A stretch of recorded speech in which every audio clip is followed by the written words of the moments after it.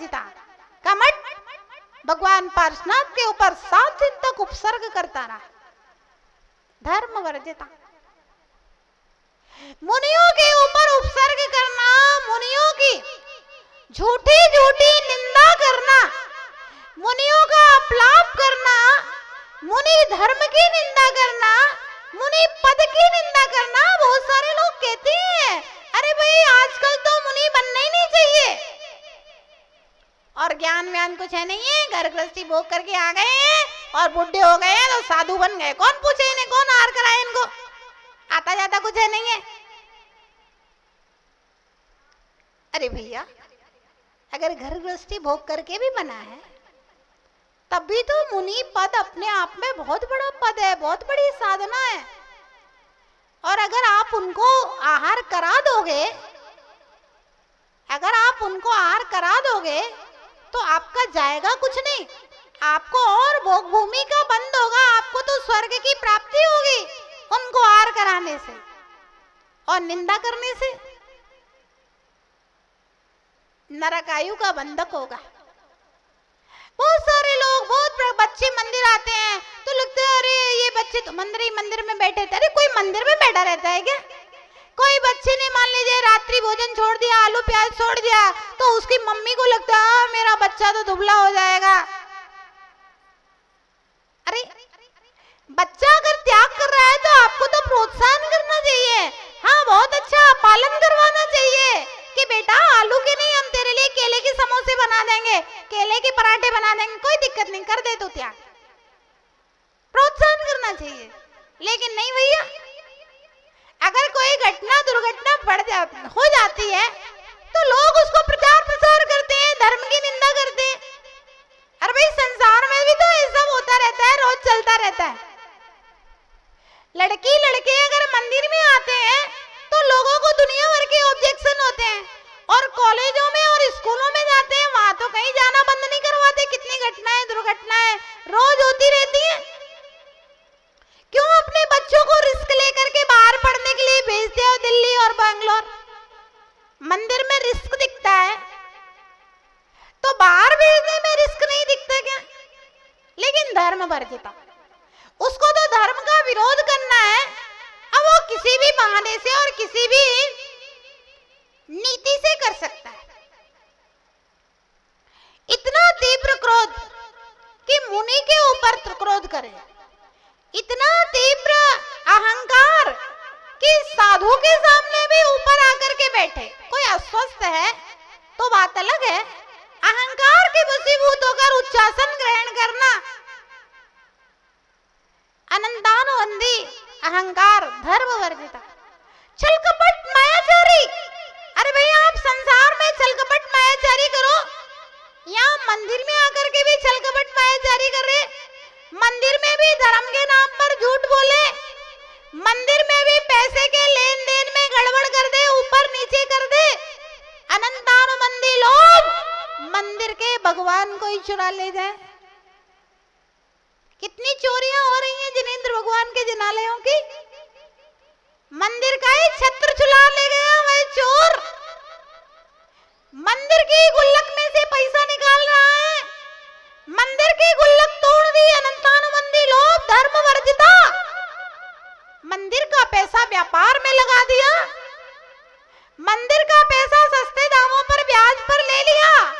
अब मान लीजिए आपके बच्चे चुकाएंगे कि नहीं चुकाएंगे क्या पता, और तुम्हारे जीवन का क्या भरोसा है, आज मंदिर का पैसा व्यापार में लगा लिया तो।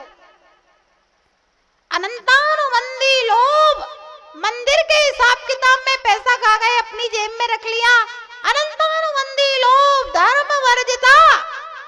नौकरी करना है आप ढंग से नौकरी करो, 10,000 15,000 20,000 जो दे ईमानदारी से लो, कोई दिक्कत थोड़ी ना है। मंदिर की नौकरी करने में भी कोई बाधा नहीं है, लेकिन बिना नौकरी में समाज सेवा, मंदिर सेवा के नाम पर हम इतना काम करते हैं तो हमारा कुछ ना कुछ तो बीच में कमीशन होना चाहिए। ये सोच समाज की वस्तुएं, मंदिर की वस्तुएं में धर्म वर्जिता अनंतानुबंधी लोभ का प्रतीक है। वे नियम से कृष्ण लेशा के परिणाम कहे गए। एक सज्जन थे। तो मंदिर में पहले ऐसा होता था ना, जैसे सोने चांदी का सामान है तो जैसे कोई वरिष्ठ व्यक्ति है तो उसके घर पे रख देते थे सुरक्षा की दृष्टि से।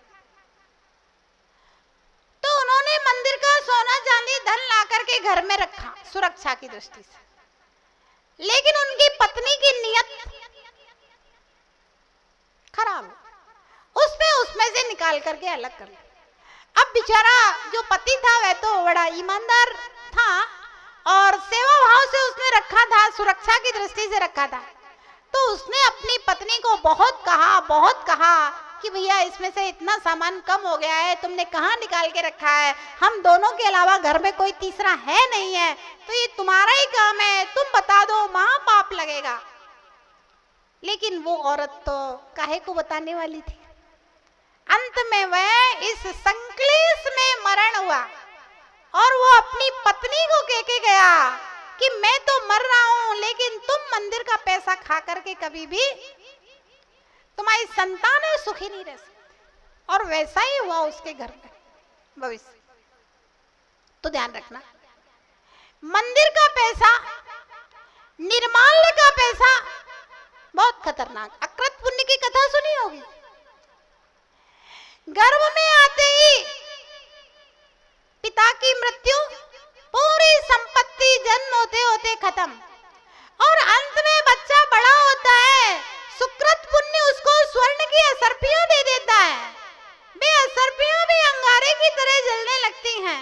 उसकी मां मुनिराज से पूछती है कि हे भगवान, मेरे पुत्र ने ऐसा कौन सा पाप किया था कि स्वर्ण की असर्पियां भी इसके लिए अंगारे बन गई। इसके गर्भ में आते ही पिता की मृत्यु और पूरी संपत्ति नष्ट हो गई। मुनिराज ने कहा कि माता, तुम्हारे पुत्र ने पिछले जन्म में ब्रह्मचारी बनकर के मंदिर का द्रव्य सप्त व्यसनों में लगाया। और ध्यान रखना, मंदिर का द्रव्य तो व्यसनों में ही लगेगा, अच्छे काम में तो लगता नहीं। किसी ने लिया है तो गलत कामों में ही लगेगा, विषय भोगों में लगेगा। तो माता ने से मुनिराज ने कहा कि इसने मंदिर का द्रव्य खाया था, इस कारण से ऐसी दरिद्रता की स्थिति बनी है। और वही अकृत पुण्य जब महामुनिराज को खीर का आहार देता है, दूसरे दिन मृत्यु को प्राप्त हो जाता है, स्वर्ग में जाता है, वहां से आता है, धन्य कुमार बनता है। गर्भ में आते ही पिता की संपत्ति बढ़ जाती है। जहां पर नाल गाड़ने के लिए जाते हैं, वहां पर स्वर्ण घट रत्नों से भरा हुआ निकलता है। पहले दिन व्यापार के लिए जाता है, खटिया के पाट में एक बहुत बड़े सेठ की वसीयत धन्य कुमार के नाम लिखी हुई होती है। किसान का हल जोतने लगता है तो रत्नों से भरा हुआ स्वर्ण घट निकल जाता है। राजगृही नगरी में एक दुकान पे जाकर के बैठता है तो सेठ की व्यापार बहुत अच्छा हो जाता है, सेठ उसको अपना पार्टनर बना लेता है। ध्यान रखना, मुनि दान का फल धन्य कुमार के जीवन में देख लेना, और निर्माल्य खाने का फल अकृत पुण्य के जीवन में देख लेना। दोनों एक ही व्यक्ति के परिणमन है। तो ध्यान रहे, धर्म वर्जिता हमारे जीवन में ना आए। हम स्वयं धर्म करें, मन से, वचन से, काय से, तन से, मन से, धन से।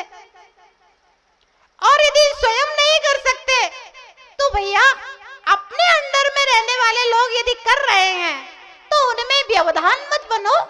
भाई जो घर का काम है आप अपने हिसाब से निपटा लो, और उसके बाद जो समय है उसके लिए आप धर्म करने के लिए स्वतंत्र हैं, कोई दिक्कत नहीं है। जो काम है उसको कर लो। ऐसा नहीं है कि बिना काम किए और घर बेवाड़ा पड़ा हुआ है और आप सोचते हो आलसी टट्टू लोग रहते हैं ना, तो धर्म के नाम पर और बदनाम करते। अपना काम निपटाने के बाद में जो समय बचे उसमें आप धर्म ध्यान करो। अपने अंडर में रहने वाले के लिए रोक टोक नहीं करना चाहिए, और जो लोग अपने अंडर में नहीं है वे कर रहे हैं तो उनकी अनुमोदना करना चाहिए। बहुत अच्छा कर रहे हैं। अनुमोदना करने से भी सातिशय पुण्य का बंध होता है, और निंदा करने से महापाप धर्म वर्जिता और तीव्र संक्लेश हो जाए तो कृष्ण देशा के भावों तक पहुंच सकता है। तो भैया यदि धर्म नहीं कर सकते तो कम से कम धर्म की अनुमोदना भी, जब तक आपके परिणामों में भी शुद्धि नहीं बनेगी, जब तक शुभ लेस्या नहीं होगी, तब तक आप धर्म की अनुमोदना भी नहीं कर सकते हैं। और पाप की अनुमोदना अगर करी तो ध्यान रखना, श्रीपाल ने मुनि को कोड़ी कोड़ी कहा था, तालाब में फेंका था, तो उन 700 जो उनके साथी थे उनने तालियां बजाई थी, अनुमोदना की थी। तालियां बजाने का परिणाम श्रीपाल को कोड़ हुआ, तो उन 700 को और संगे कोड़ हुआ। ध्यान रखना। इसलिए पाप की अनुमोदना, धर्म वर्जिता की अनुमोदना कभी भी अपने जीवन में मत करना। और धर्म की अनुमोदना करने वाले वज्रजंग और श्रीमती ने मुनि को आहार दिया था। उनके पास जो 4 जीव थे, सांप, नेवला वगैरह, उन्होंने अनुमोदना की थी। वज्रजंग और श्रीमती उत्तम भोगभूमि में गए तो वे 4 जीव भी वही उत्तम भोगभूमि में जाकर के उत्पन्न हुए। ध्यान रखना, अच्छे काम की अनुमोदना करोगे तो कर्ता जो काम कर रहा है वैसे ही फल की प्राप्ति होगी, और बुरे काम की अनुमोदना करोगे तो कर्ता जो कर्म कर रहा है वैसे ही फल की प्राप्ति अपने को भी होगी। इसलिए हम अपने जीवन में धर्म वर्जिता से बचें, है ना। धर्म को वर्जन न करें, धर्म की निंदा न करें, बल्कि धर्म की प्रशंसा करें, धर्म की वृद्धि करें, धर्म के लिए दूसरों को प्रेरित करें। करते हुए धर्मात्माओं के धर्म की, धर्म साधना की, धर्म फल की अनुमोदना करें। प्रसन्न हो, धर्म और धर्म के फल को देख करके हर्षित होना संवेग नाम का गुण कहा गया है, जो गुण तीर्थंकर प्रकृति के बंध का कारण है, दर्शन विशुद्धि का निमित्त है। ऐसा संवेग गुण अपने अंदर में जगाएं। और धर्म की निंदा यदि हमने कभी जन्मों में की हो तो अपनी आलोचना करें, निंदा करें, ग्रहण करें और धर्म की वृद्धि करें। जय बोलिए महावीर भगवान की। भव्यात्माओं, समुद्र का जल अत्यंत शांत होता है, लेकिन वायु के निमित्त से निरंतर उस समुद्र में लहरें उठती रहती हैं। इसी प्रकार से हमारी आत्मा के परिणाम अत्यंत शांत हैं, परंतु कसाय के निमित्त से, कसायों की प्रेरणा से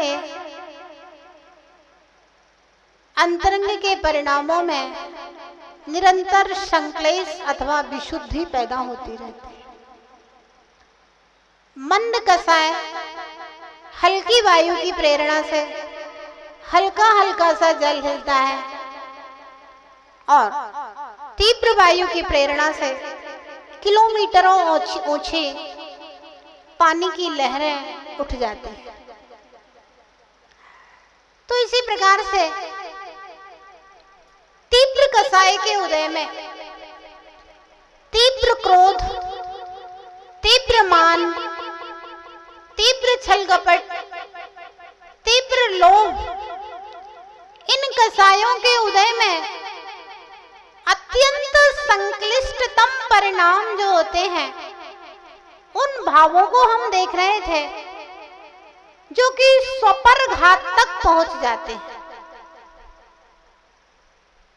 आर्त रौद्र, सदा क्रोधी, मत्सरो धर्म वर्जिता।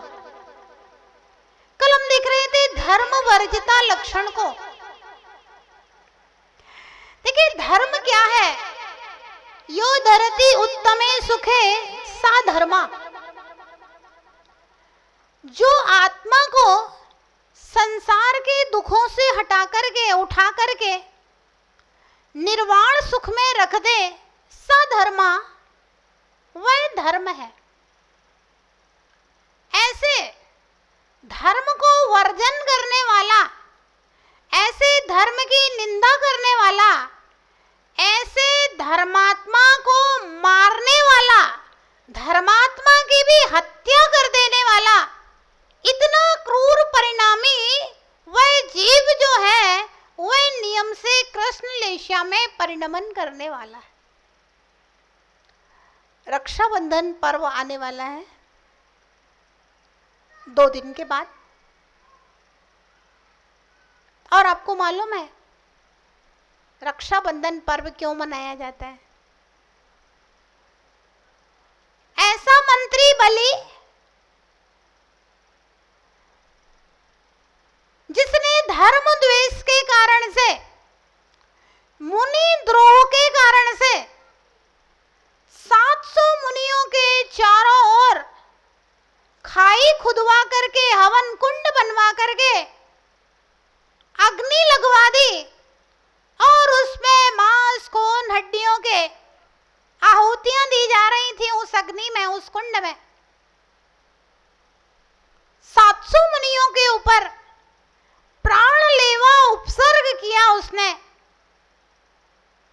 नियम से कृष्ण लेशा के परिणामों में ऐसे भाव पैदा होते हैं। मुनि हत्या का भाव नियम से कृष्ण लेशा के परिणाम है। और ये इस समय अगर आयु बंद हो तो नियम से नरकायु का ही बंद होगा, किसी दूसरी आयु का बंद नहीं हो सकता। दंडक वन के विषय में आता है, राम लक्ष्मण और सीता जब दंडक वन में पहुंचे तो वहां देखते हैं चारों ओर कोई पशु पक्षी इंसान कोई नहीं दिख रहा था। पता किया कि यहां पर वस्ती क्यों नहीं है। आचार्य रविसेन महाराज पद्म पुराण ग्रंथ में लिखते हैं कि उस दंडक वन में कभी दंडक नाम का राजा रहा करता था। वहां पर 500 महामुनिराज का आगमन हुआ था। राजा के मंत्री जैन धर्म से द्वेष करने वाले थे और मंत्रियों ने सोचा कि कहीं राजा के ऊपर जैन मुनियों का प्रभाव ना पड़ जाए। क्या किया जाए? तो राजा वैसे तो ज्यादा धार्मिक नहीं था, आस्था वाला साधारण था। तो राजा के अंदर धर्म द्वेष